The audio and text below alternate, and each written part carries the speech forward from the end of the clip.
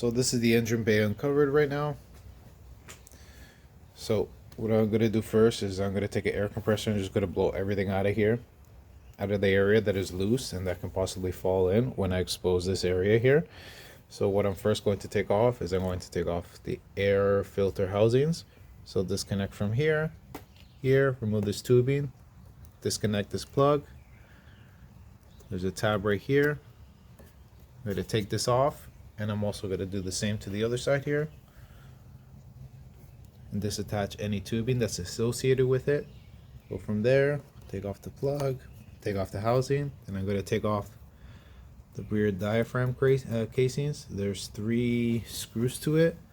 So there's one here, and then one down here, that side, and do the same on this side right here. And now I'm going to remove, it seems like it's an air line right to the side of the throttle body, and it's just a push clip at the top. Get a better picture for you. Right at the end there is a push clip, and then disconnect the connector for the throttle body, and then also disconnect this one line right back here that is attached to the plenum. I left the screws in, just good practice. Always put your screws and bolts back in their place so you don't lose them. And I've disconnected it from the PCV. And then also the only connections here that I say need to disconnect in order to take off the entire plenum is the throttle body electrical connector. Then there's one air connection right back here that is attached to the plenum right here, but I'm just going to disconnect it from here because it's no straps on it, so it just pulls right off. And then the other one is attached right here. Just going to follow the line from here and disconnect it from here. This one's already disconnected, it was connected to the air intake tubing, and then I'm just going to disconnect it right there and just pull the whole thing off as one unit. So now I've disconnected all my connections from the plenum, and I'm going to go through and I'm going to remove all of these bolts. So there's a few of them from front to back, and it's a T40. Just be careful and be patient with it, and then from there we'll see if it just comes right off. Just going to show what I've done so far. I've taken off the plenum, taped it all up so that nothing gets in there, and I'll show you that I've taken off also plastic tubing from the oil separator down there. Came across, it was in this loop, this bundle of coolant lines, so it comes up here, goes into here, and then it's one piece. It continues along, and then there's a T, goes in here, then it continues along, goes in through here, around, and then down into the oil separator. I'll show you what I got. It's kind of all broken down, but get an idea of how it goes. So here would be the oil separator, 2 lines going to there. The one line, as you see, I broke it just because I'm going to put rubber hosing, so I was cutting the lines. And then one separator here. When you take it off, take this off first so you're not breaking the elbow. Then you can take off the elbow separately. This is unfortunately one piece, there is no 2 joints. And you come down, that rotates around the oil cap and then down into the oil separator. And I'll show you what I've done here. Taking the plenum off, labeled my old gasket, just match it up with the new one. And it has holes so you can sit it in place. So there's no real way of screwing it up. And then I've labeled my screws 1, 2, 3, 4, 5, 6, 7, 8, 9, and that's the way they go. 1, 2, 3, 4, 5, 6, 7, 8, 9. They seem to be all about the same size except the first one really short. I could be wrong about the sizing, but they look the same to my eye. Okay, this is where I'm at with the passenger side valve cover. I'm going to remove this harness. I've taken out all my ignition coils and I've put them aside and numbered them. I'll just show you quickly.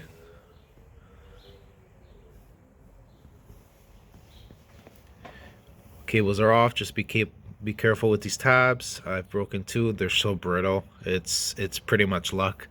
So good luck taking yours off. You have to undo 2 screws here to remove this harness, and then I'm going just to flip it up and I'll tie it to something so it's holding up out of the way. I am going to undo 2 bolts, so 2 screws, one here and then one down there, and those will kind of give you a little more space. And then also those 2 connectors right at the back, that red one and the one beside it, and that should give me access to undoing all the screws and all along top and all around side to lift up the valve cover. So one more thing, you're gonna have to take off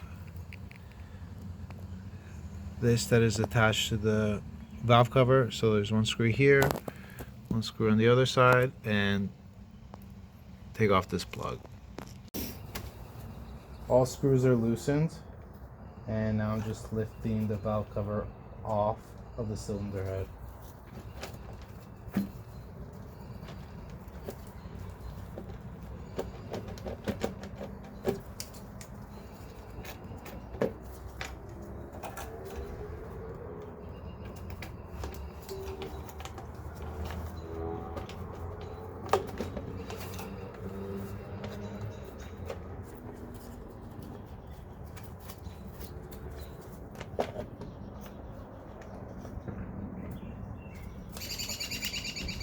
Remember to take caution with the 2 connectors going right through the grommets.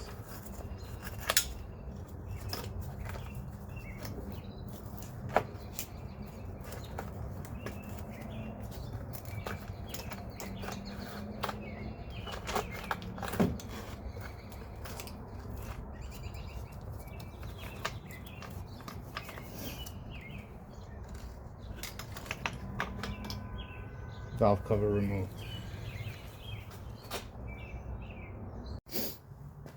We're going to take off the spark plug tube gaskets or seals, and also the valve cover gaskets. So I've taken one off already from the passenger side, and these things are done. They're brittle as hell and they're no longer rubbery. It's just stale hard plastic.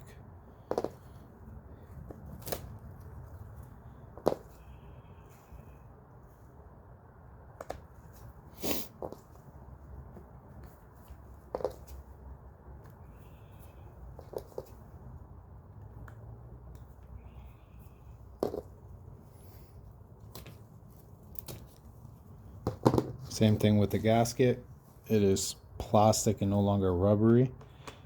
So the way it holds in is there's like a chamber that goes into a tightened hole on each hole, and it fits it really nicely. I'll show you. So these you just kind of pull out, be nice with it, nice and gentle, work your way around it, lift up on both sides, hold the screw on the bottom because it's going to fall out as soon as you take this off. And that's it. The screw just comes out, allows for better cleaning.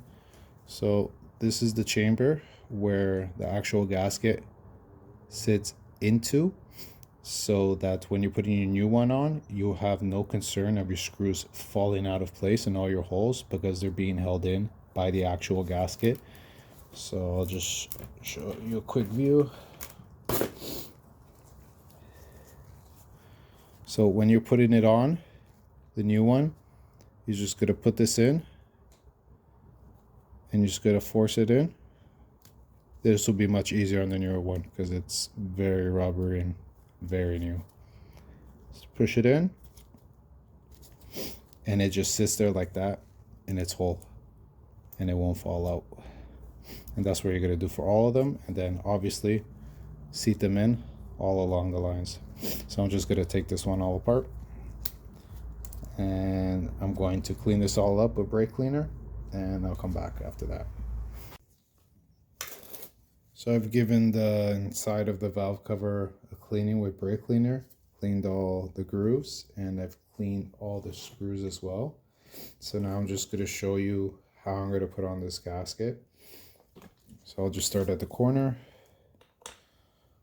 So like I told you, they go in and they sit in. So we'll start it from this corner. Just going to push the screw in, and then you're going to push the gasket on top. This doesn't make total sense to you right now. When you're actually doing it, it'll all just kind of click, and then you just go around. Sit them in the grooves. See how they're not falling out? Because they're kind of pressure squeezed by the gasket hole.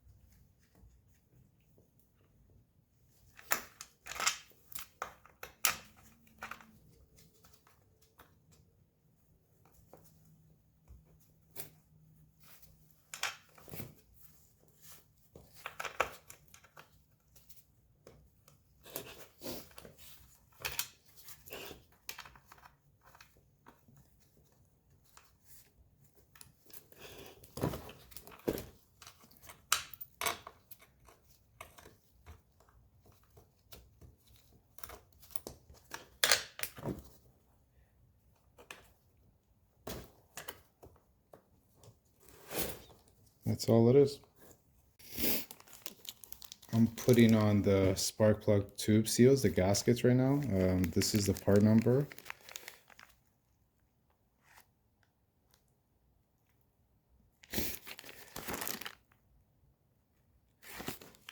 So they come 6 in a pack. I'll show you how they all go on.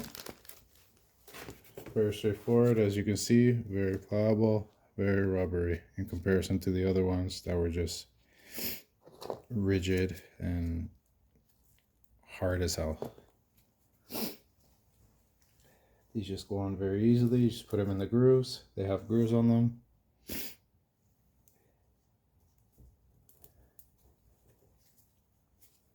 I'm gonna lightly tap it with a mallet just to secure them in. I don't think it'll make too much of a difference, but it'll hold them in place until I fight with the valve cover to get it back on.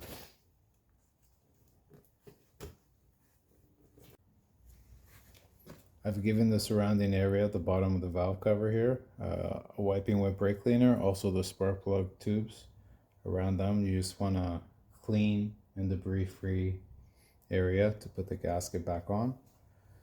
And I'm just going to fire the gasket back on and put the valve cover. Just the way it came off, and also keep in mind that you don't want to play too much with this, and kind of put it in the same way you took it out. Remember to feed the cables through.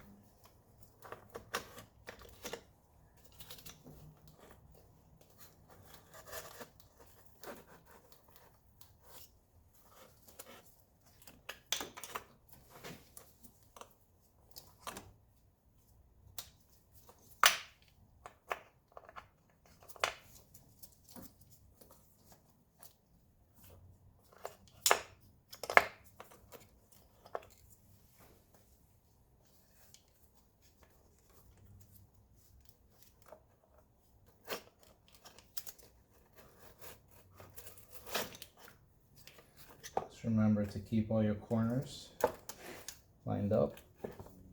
Definitely don't want to be trying to line up your corners again once it's on. Run the cables through. Give a quick look to make sure all your spark plug tube seals are still on.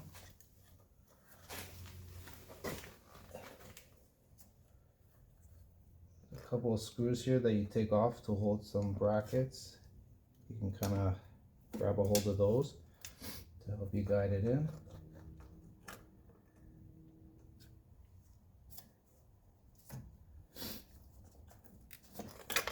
Here by something.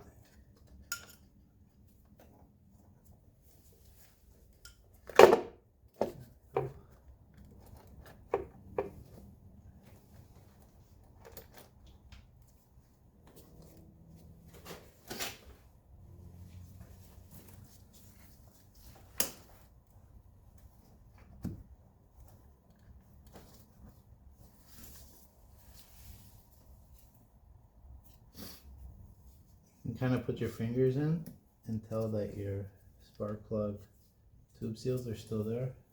You can feel them. Just maybe bolt one or two down just to kind of hold it in place. And check all the gasket fittings all around with the mirror to make sure it's all good. Okay, valve cover's on. I've hand tightened all 12 bolts all around. Just hand tight, and then you're going to go around, and it's up to you if you really want to, but would be good to go. The torquing specs for these is 8 Newton meters. So what I'm probably going to do is go 4 or 5 all around in order, and then I'm going to go back around and do a final 8. So the tightening order is 1, 2, which is the middle one out of the 3 here. So 2, 3, 4, 5, 6, 7, 8,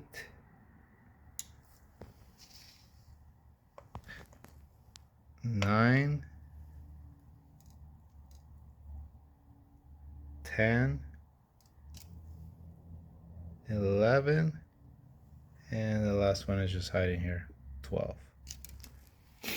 Remember, torquing specs is 8 Newton meters, and I got this not from the Volkswagen Phaeton manual, but I got it from the 2004 and up Audi A8L W12 engine. I can't imagine it being too much different, but we're probably in the same ballpark, and I'm comfortable with those torque specs.